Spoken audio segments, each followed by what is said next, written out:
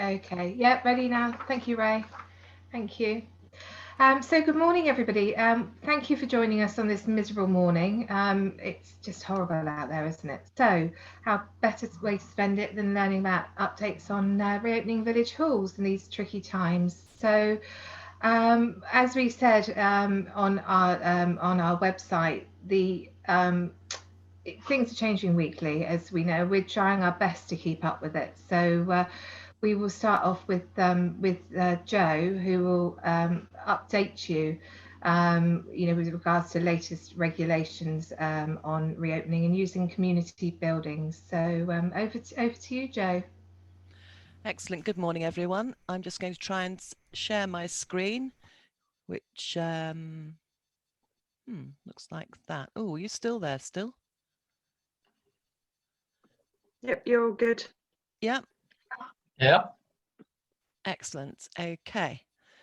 Right. There's a fair amount to get through. Actually, when I was doing this PowerPoint, I started off with these as titles, but I have added since, one because of the questions that you've asked as different village halls, and two because I kept finding information. So this is a bit of a whistle-stop tour, and I may repeat, go over things, come back to things as I'm going through because of the way that things have been updated. So the first thing that we're going to go on to is the acre update. Now, I don't know if you all remember, but back in sort of January, February, we were pushing and chasing you like mad to try and get this survey done. If you remember, if you did it, it was over an hour long, and the amount of information that you needed to put into that thing was absolutely unbelievable. Well, a professor of something or other has put it all together. He's analysed all the information, and this has now come out in a very, very nicely polished document, and that's the link there for it. And it's absolutely incredible. It talks about the fact that village and community halls offer extensive economic and social benefits to the rural communities. Over 2,000 halls nationally took part in it, which is absolutely superb. Things like 80% of respondents knew someone whose life had changed for the better as a result of joining activities in their local hall. 10,000 individuals nationally earn a living connected to community buildings, whether that be Pilates, yoga, dog training. Then you've got a further 4,500 that are employed as cleaners, caretakers, and managers. People have them as use the halls for parties, weddings, community businesses, shops, cafes, post offices. Absolutely loads of different things that they're used for. It's absolutely incredible. And it's you that run these halls, and it's because of you as volunteers that we do have such an incredible rural and economic and social benefit from them. Because what would we do if we didn't have our village halls in the middle of our villages? Now, I'm going to go back to that slide in a minute because I have actually got some information about that's to do with some of the questions that you've asked. So I shall go on, and then I shall come back to the acre update one in a minute. My next slide is unfortunately to do with the COVID alert levels. Now, as you know, we're in tier 1 in Dorset and heading towards tier 2. So at the moment, they called it tier 1 and tier 2. So basically tier 1 is medium, tier 2 is high, and then tier 3, which there's been lots of news about in the last few days, is places like Liverpool and soon Manchester. So these are the things that you need to know. The guidance for community facilities has been revised to introduce a warning in section 2 that additional restrictions apply in areas in alert levels high and very high. Now, as for medium levels, there isn't any change to the current position, so you can carry on socialising together in groups of up to 6, and your current exceptions still carry on taking place.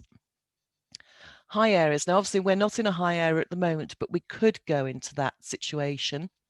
So this will change because it will say that people should not socialise with anybody outside their household or support bubbles in any indoor setting, and that includes community facilities. So when we go into the high alert, village halls are going to find that there's going to be quite a few things that are going to be different, but I love these guidance things. So I've just said to you, people should not socialise with anybody outside their household or support bubble in any indoor setting, including community facilities. However, the regulations don't explicitly ban organised gatherings of up to 30 people on premises owned by charities. But don't use that as a loophole, because you could get fined. You could get some person that comes in and says, no, actually what you're doing is illegal. So I would take it that you can't open the hall at that time. But you've got the mitigation, which is the social distancing of 2 meters or 1 meter with mitigations. And again, you'll need to maintain that with each household group or bubble. Unless, of course, we go back to the return of the position after the 4th of July and before the group of 6 was introduced on 14th of September. You may be able to socialise in a group up to 6 outdoors. Other activities, such as indoor exercise classes and other activity groups, can only continue provided that households or support bubbles do not mix. Where it is likely that the groups will mix, these activities must not go ahead. So things like jazzercise, I hope I've said that correctly, or Zumba, they still can't go on because everyone's moving around far too much. Venues allowing COVID secure guidance can host more people in total, but again, you mustn't mix indoors with anyone that you don't live with or have formed a support bubble with. And then we go on to the very high. Well, for very high areas, the baseline is the same as the high alert levels. So everything that I've said so far, you have to do. Plus, bars can only open where meals are being served. Cafes and restaurants can remain open for serving meals. People can only socialise together outside in public spaces such as parks, recreation fields, the countryside in groups of up to 6. There is provision for the government to agree with local authorities further measures, which could include the closure of public libraries, community centres, but they're also saying that if they do close community centres, they have got to find some sort of provision for youth and childcare activities and support groups. Performing arts venues for the purposes of performing to audiences, so that's enabling rehearsals to continue, and indoor sports, leisure venues. And again, they're cutting it back as they did before. So it would only be youth, disabled sports and elite athletes that would be able to go into the centres to, what do they do? They don't practice. Yes, do they practice? They do practice. Okay, so that's as clear as mud. I daren't look at any of your faces because I should imagine you will look completely blank by now. Perhaps we'll go on to wakes. Let's have a nice cheery subject. So, funeral services. Funeral services can take up to 30 people, which is far better than originally. But then we come to the wake, and traditionally, we do like to have a wake. It's an opportunity to be able to give your condolences to those who have lost their loved ones, and also just to meet up. There might be lots of people that you haven't seen for a long time. But then, because of COVID, it's saying try not to hold a wake if you possibly can, because of the fact you have to stay in groups of 6 and the risk of mingling due to the circumstances are too high.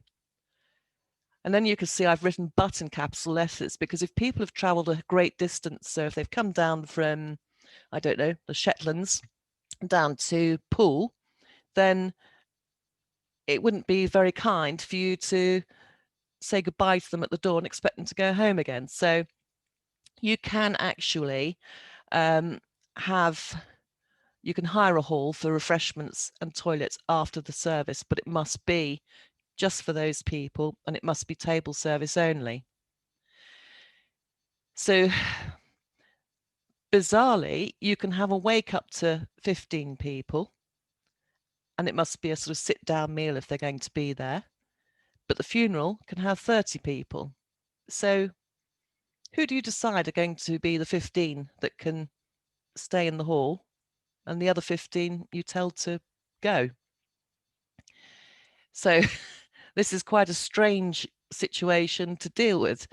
So you can either book a hall for the wake with a sit-down meal for up to 15, or it can be booked for sit-down refreshments at separate tables for groups of up to 6, or separate tables for each household group, but you've still got this maximum number of 15. I thought I'd also put some Remembrance Day commemorations in here, because we have had lots of questions about these, and of course it's that time of the year. So the public health regulations have actually provided an exception, enabling Remembrance Day commemorations to be held at a war memorial or cenotaph when it's arranged by the local authority. So if your war memorial is located within a churchyard or village hall and is usually organised by local organisations such as the local authority, then you would have to ask the parish or town or district council to be asked for authority to organise it. The guidance is written with outdoor commemorations in mind and makes clear that members of the public are legally permitted to stop and watch the event as spectators, but must observe social distancing rules and wear face coverings. The relevant social distancing rules for the alert list must be followed at an event within a village hall. So in medium groups, you can have groups up to medium alert, you can have groups of up to 6 indoors or outdoors. In high and very high alert areas, the groups of up to 6 must be outside, and social distancing between your household groups inside and only in a COVID secure venue. For those of you that go to church or any other religious meeting, if it's an act of worship, then it has to take place in accordance with the guidance for places of worship. If it's a meeting, small prayer or study group, it should conform with the guidance for community facilities. So that's your groups of 6, or again, high or very high alert, your social distancing between household groups. If it involves catering, then it should conform with the guidance for cafes and restaurants. If it's a supervised children's activity, including mother and toddler, multiple adults supervising children, Sunday school, that type of thing, then it should conform with the guidance for providers of out-of-school settings. And the adults are the ones that have to maintain the social distancing with other adults. So basically, they all say the same thing: maintain social distancing, groups of up to 6 allowed in medium alert areas, elsewhere strict social distancing between different household groups, wear face coverings except when eating or officiating in an act of worship, or a medical exception applies. Guidance for weddings and civil partnerships was issued on the 15th of October. Unfortunately now, wedding receptions can't take place in very high alert areas, and in medium and high alert, shush, sorry, my watch didn't like that. Where was I? Okay, so high alert areas, wedding receptions are now, you're not allowed them. And in medium and high alert, the maximum that can attend is 15. Significant life events outside of marriage, ceremonies and funerals, so we're talking about sort of coming of age events, christenings, that type of thing. There can be more than 6 people in total from multiple households, but again, it's the groups of 6 and making sure that you've got good amount of sort of social distancing between each group. So, for example, in a village or community hall, this guidance should be followed, for example, for teas after a baptism or confirmation, or for a wedding anniversary lunch. Anyone awake still? Okay. Dancing. Okay, so this pretty much states the obvious, doesn't it? If you're attending a dance class, you may dance because that's an organized structural event. You can't start doing dad dancing, I'm afraid, in the middle of the hall just because you fancy it. And this is a typical thing that if you've got someone performing music, it's really nice to be able to get up and sort of do a bit of a, jiggy jig. But that's something you're not allowed to do. So the new regulations require that premises providing dance floors or space for dancing for the public and music for dancing must remain closed. Consequently, events involving dancing should not normally be permitted, but dancing classes for children and young people and performances of dance are permitted. So, for example, the bridal couple doing their first dance at their wedding reception. Dance classes such as sequence dancing, Caledonian dancing are permitted. And it's the main thing that anyone's concerned about is the likelihood of groups of people not from the same household or bubble mixing. If it can't be avoided, then don't hold that type of event.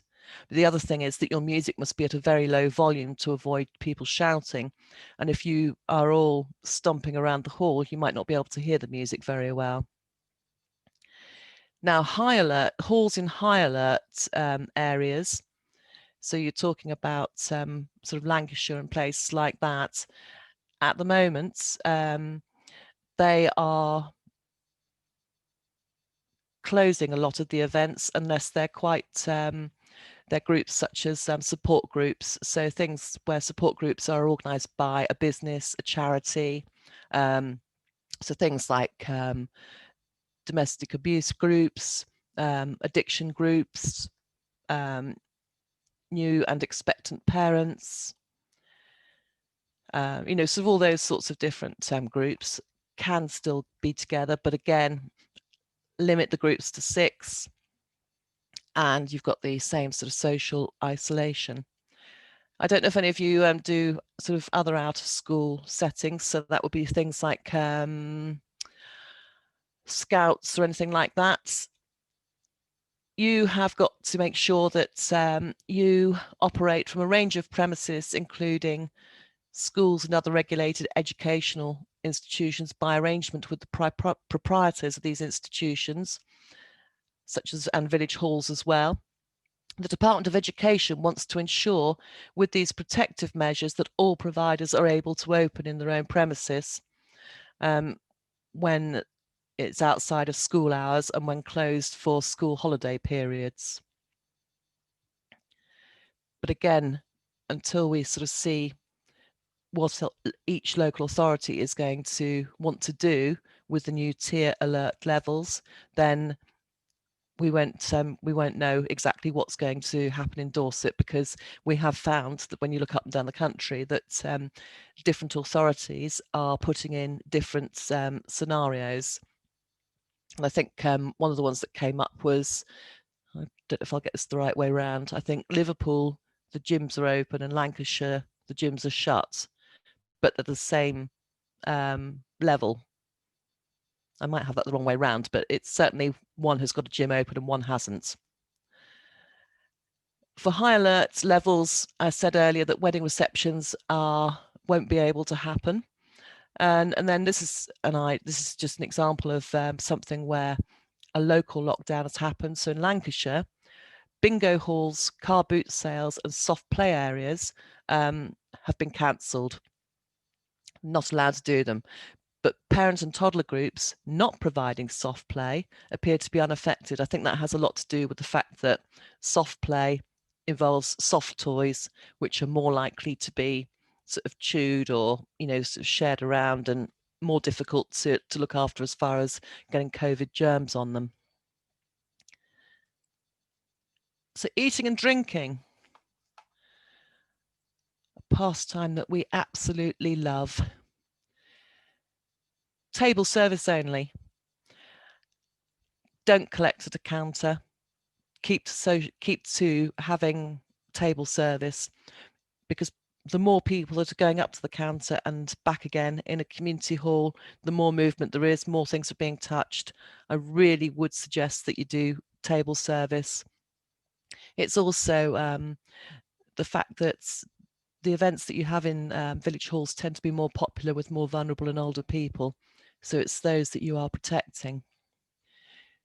The regulations are also designed to reduce the risks of groups of up to 6 mixing. And if you've got enough staff to be able to serve teas and coffees, then you can still have a really nice coffee morning. And then there's the old face coverings. I mean, this is something you probably do know, but face coverings, you can remove them to eat and drink. The table service may avoid people forgetting to put them on when visiting the counter for a refill. So I think it's the same when people go to the loo as well. They take their covering off to eat and drink. Then they go off to the loo, having forgotten that unfortunately you have to put your covering on, go to the loo, come back with your covering on, and then you can take it off when you sit down again. And it's just remembering that. I think it's just the same as making sure that you've got face coverings before you go to the shop. Sort of having a couple in your car, or having, you know, a couple by the front door, or always keeping one in your handbag so that you remember to take it out with you. Now, the next one is financial planning for hall committees, bearing in mind that preset planning is starting for 2021 to 2022. If you're hoping to get any money out of them, out of your parish councils, then if you've got something to show what your financial position is, then this, you know, it shows that you are working well and that your governance is good and that you are managing the hall. There are a lot of halls that are going to suffer financial problems over the winter, either because they didn't get the retail hospitality and leisure grant, or because their outgoings are far less and your outgoings are the same, but it's not matched because your income is much, much lower. And this problem is going to affect the larger and better used halls, which may have been forced to draw on their reserves by April 2021.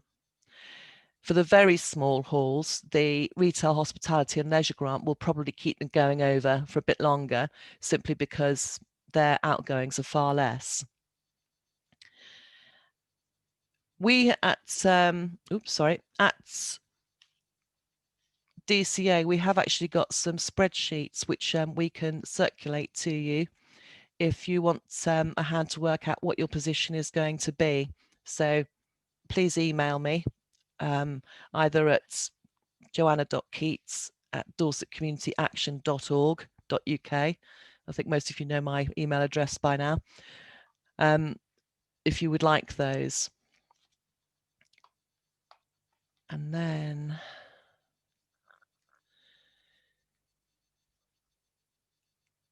I'm hoping that my next part will actually answer a lot of your questions. So, questions are arising about when face coverings can be removed. The presumption should always be towards wearing them because they reduce aerosol transmission, which is potentially more important over the winter when windows and doors need to be closed. Because if you remember, during the summer, we were encouraging you to open your windows and doors as much as you possibly could to get a good fresh air flow. There is now a legal requirement to display a notice at a hall regarding the need to wear face masks. They must be worn on entry and exit, and when moving around the premises by all those aged 11 or over, unless a health exemption applies. And that also includes people just popping in to collect or watch your children at an activity. So even if you're just getting out of the car, standing by the front door of the community hall to pick up little Johnny, you must have your face mask on. So the situations when a face mask can be removed, as I've said already, to eat and drink. Also when it will interfere with exercise or other activity.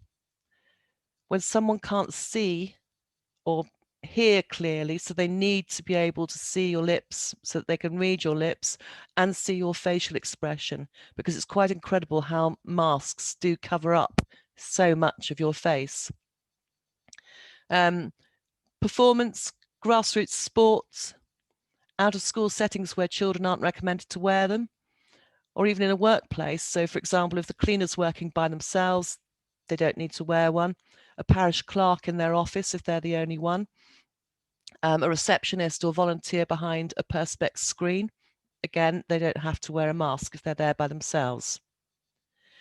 So sometimes it's clear whether removal is permissible. So for example, in a keep fit type class, during a film show, if you are seated, you can remove them to eat and drink.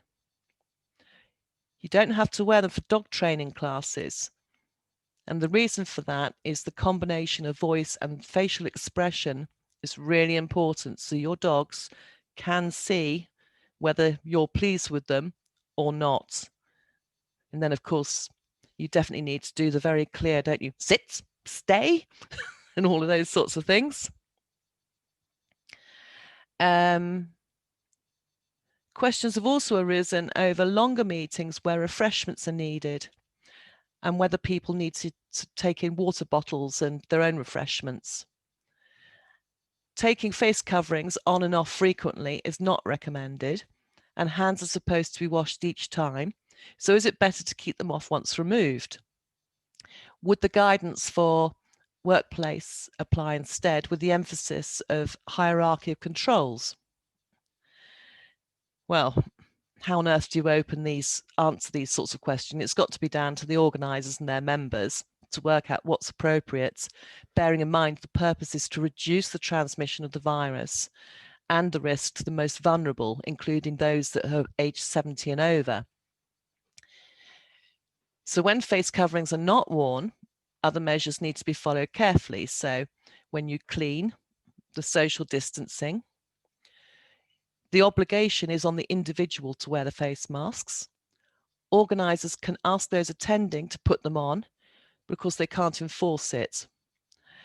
Only if it's a hospitality venue, such as a members' social club, bar or community cafe, must they ask people to leave if they refuse, because they must be worn other than when seated to eat and drink. Organisers should remind people to respect others and that face covers are required on entry, exit, and when moving around, unless an exemption applies. Don't look for loopholes. It really isn't worth it. People might ask, for example, when we wear glasses, well, some masks make it very difficult to wear a mask because your glass is messed up. If you've got a PA system, you probably wouldn't want to use it then either because it can distort on the microphone. Organisers might ask those people that are attending if they need to avoid being next to anyone that removes their face covering. You can ask them to respect the need to maintain a 2-metre social distancing from those people that don't wear masks. Trustees, volunteers, parents, tutors working in a hall when others are present should wear face coverings unless an exemption or other guidance applies, for example, the out of school settings. Because again, facial expression is really important when you're working with children. Performance is another one where, again, if you're acting, it's very difficult for the people that are watching you to see what it is that you're saying, because sometimes your facial expressions say a lot more than the speech does. Let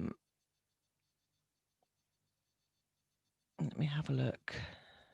Band rehearsals. If you've got a band with 16 members, they can rehearse in a village hall, providing they comply with the performing arts guidance. And then it's worth looking at point 9 of Appendix M, which is the ACRE guidance. That's the singing and dancing, the latest versions of that, says that you can it refers to singing in groups of more than 6 and dancing and loud music not allowed. And these aren't new requirements, and the rule of 6 now applies more generally. But they are legally enforceable with fines in hospitality venues. So please look at Appendix D of the ACRE information sheet under the headings of bars, clubs and cafes. Dance studios can open, and such activities are required to comply with the performing arts guidance there. So dance classes and keep fit type classes can continue, as can dance in performances. Right, Julie, hit me with the questions. Okay, right. Thanks, Joe. I think you've covered most of them, but we will just sort of double check. The first question we had was from David from Trent Memorial Hall, and he's asked if you can explain the basis for holding COVID secure talks. Is it feasible to ensure groups of 6 do not mix? Well, I assume it's just any sort of get together in a village, in a community building. You can have rows of seats as long as they're sort of a metre apart, everyone's facing in the same direction, up to your maximum of 30, or you could seat your people around a table, so you've got tables of 6. If you're going to have a larger number coming into the hall, you need to make sure that the first people in go to the table furthest away and they stay put there. And it's not a bad idea to have a one-way system around to where your toilet is as well, again, so that there's as little movement as possible. And I think actually, if it's a talk, people do tend to stay in their groups and they tend to sit down, where they've sort of positioned themselves. That I think the main difficulty with anything like that, and the same for dance classes, Pilates, table tennis, or anything like that, is people are fairly easy to control when they're within that structured meeting. So they know if they're going to a talk that, they're to come in and they're to sit down and they stay where they are during that talk. The difficulty is when they leave or when they're waiting to come in, because that's when you often find that they tend to congregate more together, and that is harder to police. Okay, lovely, thank you, Joe. So you've just this minute talked about dance academies, but perhaps a little bit of clarification for Oliver from Loaders Village Hall, because he's had differing advice from. So they've been given the choir. He's got a choir with 24 people attending. They've been given links to the Music Makers Association and the Royal School of Church Music. The Music Makers organisation says that a strict 2 metre plus masks even when singing, and the Royal School of Church Music say that it's okay not to wear masks and 1 metre spacing between chairs. So which one should he listen to? Crikey, there's quite a difference between the two, isn't there? Mm. I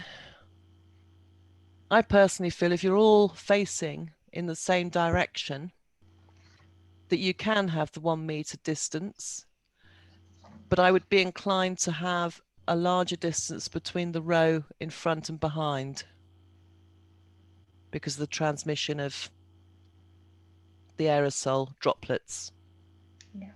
Yeah, So I agree. I think there's a certain amount of risk assessment that has to be taken by the group, isn't there, in these cases, that they have to decide the size of the hall, how they can spread out. So I think you're right, perhaps a bit of common sense, to be used there and assess the risk. Simon, who was asking about table tennis, so if Dorset moves to a status of high, will that affect the use of village halls for sport? So I think they have to move outside, don't they? Is that right? Yes, and if we're on high, you can still play table tennis.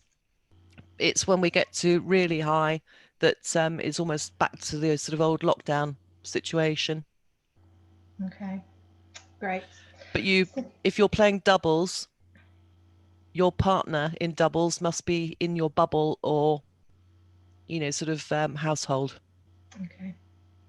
All right, thank you. So number 4, Lisa from Font Magna Village Hall.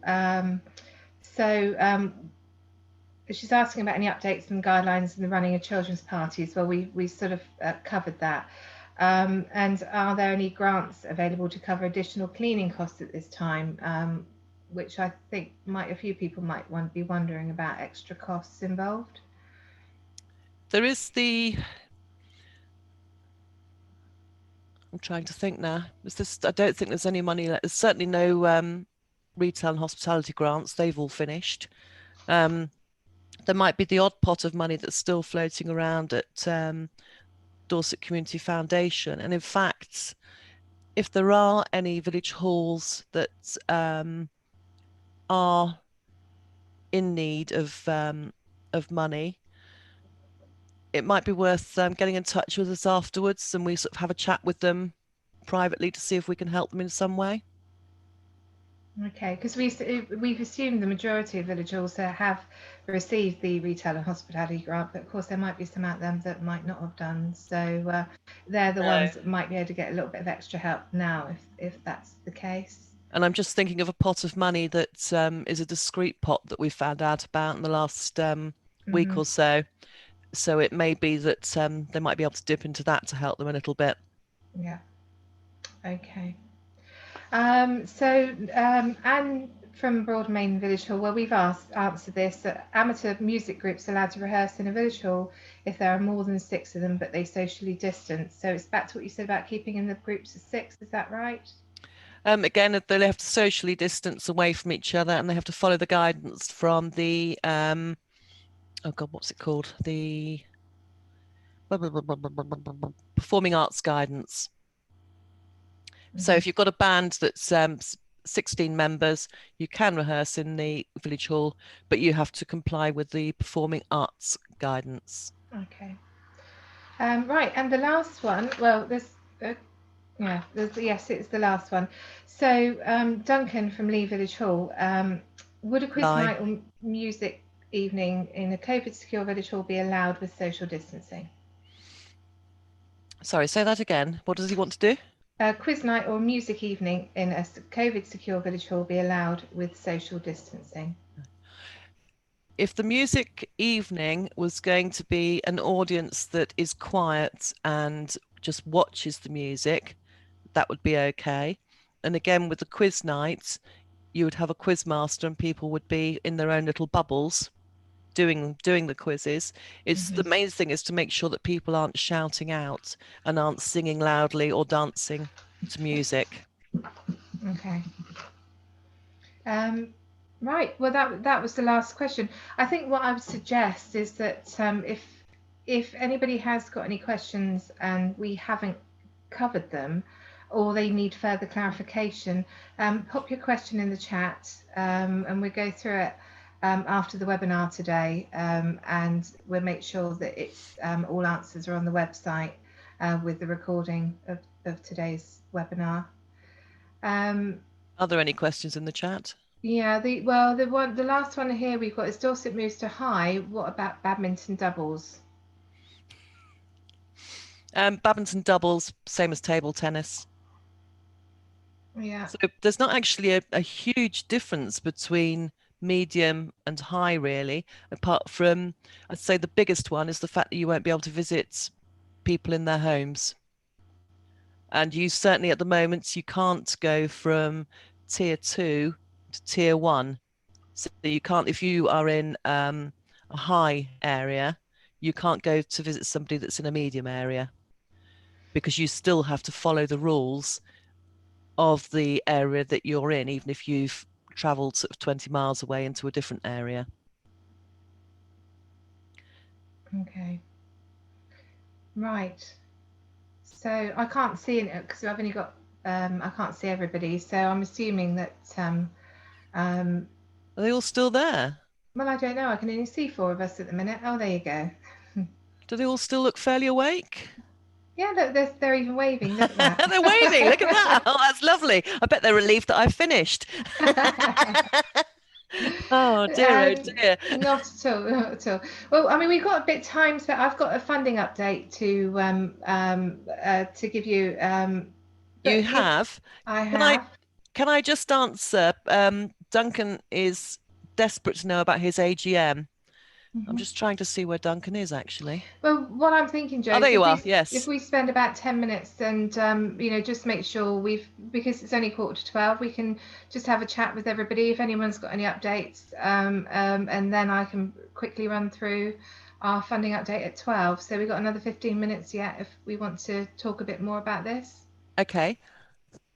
Duncan, can you remind me of the question? Because you did email me asking me about AGMs in village halls. So can you remind me of the question, please? You'll need to unmute. Yeah. Yes. Can you hear me? Yep. Yeah. Yes, it is traditional, and not to say in our deed of covenant that we should have an AGM every year. I can't say that lots of people typically turn up, but what would be the maximum and how would we run it? You can have a maximum of 30 in your village hall if you've got the capacity for it. Yeah. And you would do the same as if you were having a quiz night or anything like that. You would have your Right. the people that would sit at the front would normally probably sit at one table, so you'd have to sort of spread them out. So Yes. chair, treasurer, you'd have to have sort of at least a meter's distance there, if not more. And then make sure that your distance as you're facing your audience is at least 2 meters apart. Right. And presumably the people who are not addressing the meeting would be wearing face masks. Yes, they would. Okay. Thank you very Yes. much. The other thing is with AGMs traditionally, you tend to have a little bit of a do afterwards, don't you? Whether it be with tea and cake or the odd cheese and wine or whatever, depending on how flush you're feeling. I would advise against that unless you can make sure that everybody can sort of socially distance. Henry, it is legal to do your AGM on Zoom. Have a look at your documents to see exactly what they say, because it may be that you have to minute the fact that you are holding the meeting on Zoom as opposed to in reality. And the Charity Commission has said that people can hold it on Zoom, or if they need to make a decision about something, you can also do it via email if you're doing a voting situation. Joe, you've done a marvellous job of picking up that question there. The other one that we had from Helen was, just to be clear, for yoga and Pilates, groups wear masks on entering, exiting, but not during the exercise. Is Yes, that legal requirement or guidance? Yeah. That is true, but they must be socially distant. So they must have their mats, sort of 2 meters apart as they're doing their different exercises. Okay, lovely. Has anybody else got any questions that they weren't able to email us or put on the chat in advance? Just looking for anybody giving me a wave. Oh, here we go. The poster on face coverings via Acre. Yes, it is. It is. And if you can't find it, then come back to me and I'll dig it out for you and send it over, if that's okay.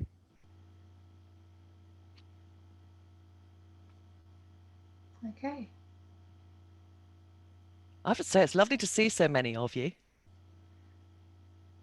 It's really, really good. I'm hoping that as many people as this turn up for our next week's webinar, which is to do with saving as much money as you possibly can and keeping warm this winter, because unfortunately everybody's fuel bills will be going up because of the fact that we've been spending a lot longer in our home than usual.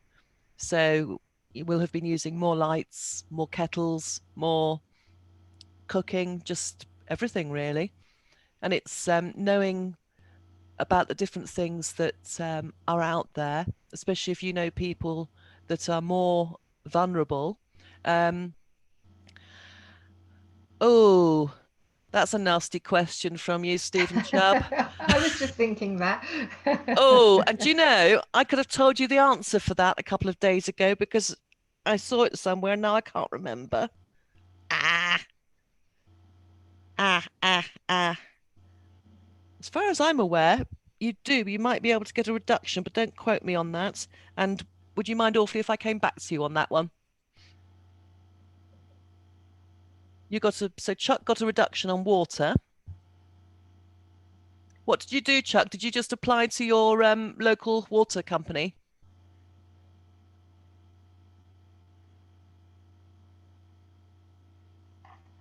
Possibly. Where is Chuck? I don't know. He's not on the front page. Oh, they did it automatically. Well, that's jolly kind of them.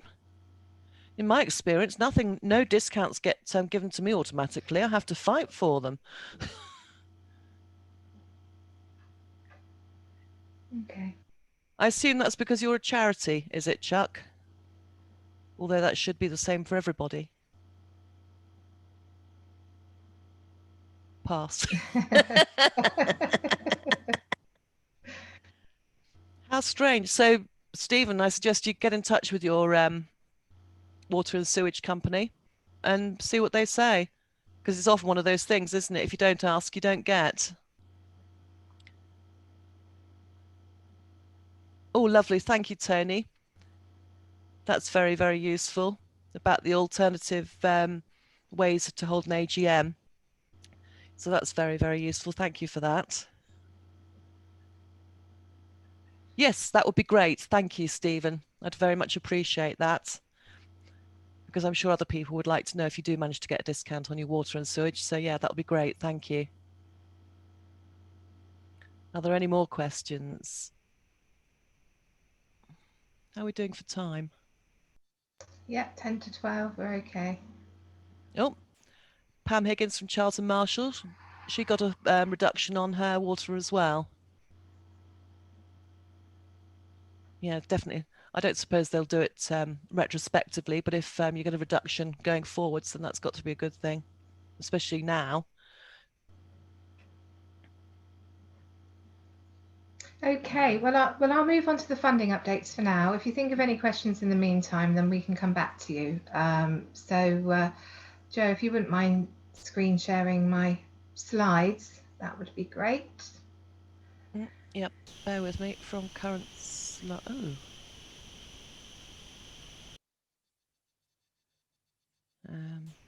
Sorry. There we are. Here we are, lovely. And then next one. Okay. Okay, well, I won't read through them all. They're all here. Again, they'll be on our website and with the links going through to the grant website as well.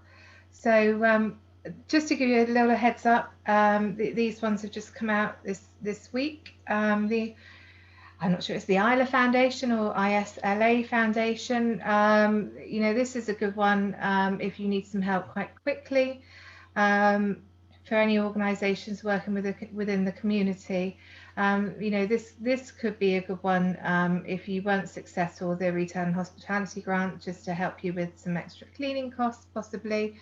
And interestingly, schools and PTAs can apply as well. So they're quite open on who they let apply for these grants, and that's between £300 and £2,000. So the Charities Aid Foundation, the COVID Resilience Fund. So this is quite a big fund for charitable organisations that are supporting communities that are hardest hit by COVID. So you would need to evidence, how badly your local community has been hit by COVID. So that's worth the look. So on the 1st of December, it's Giving Tuesday. So this is to support charities through such things as donations, professional support and volunteer time. I think it was quite successful last year, so follow the link and you can find out more about it on their website. So moving on to the next slide, we have the Joyce Fletcher Charitable Trust. Lovely, thanks Joe. So this is for music and the arts and a social and therapeutic context, and they focus more on children, disabled and the disadvantaged, so quite open really. The Community Business Renewal Fund, so it's for community businesses to rebuild their business and help them become financially viable.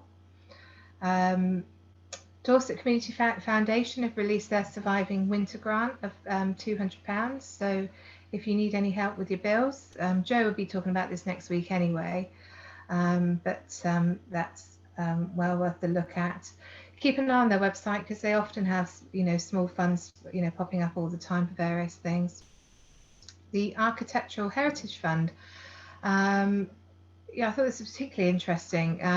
This is for charitable groups who would like to restore or reuse historic and vacant buildings in town centres to create community facilities. So and you could use the fund for checking out the feasibility of converting a building, your project costs, or even capital works. So if you've got an empty building in your town, it's well worth looking at that one. And finally, funding to build resistance of BAME-led voluntary and community organisations. So this is funding to support Black, Asian and minority ethnic communities during and beyond the COVID crisis. So this is a wellbeing fund helping with resilience and capacity, but the deadline for that is the 30th of October. So if that's one you're interested in, you'll have to move quite quickly. So that's it for this week's funding updates. So thank you. Do we have any further questions? No, we didn't. So thank you everybody for joining us this week. Another successful sort of update stroke networking event. It's nice to get together and see all your faces again. If you've got any particular subject you would like us to cover in our networking events, we're open to ideas. So if you want a particular sort of get together or you would like to hear somebody speak, let me know, and we'll see what we can do for future events. So well, thank you very much for your time, and please do join Jo next week for her Surviving Winter talk. And I just have one other comment. Mary asked, for their AGM, they circulated the accounts and officers agreed to remain in their positions. Yes, that's fine. As long as you've minuted it all and explained exactly what you've done, you've got a record of it, that's absolutely fine. Okay. Thank you. Go and enjoy the rest of the wintry, watery day.